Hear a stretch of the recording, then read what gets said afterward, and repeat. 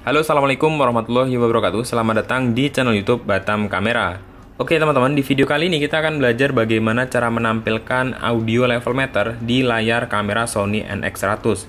Nah, contohnya di sini itu kalau teman-teman lihat di layar itu nggak ada informasi audio ya. Biasanya di NX itu ada informasi audio di sebelah sini.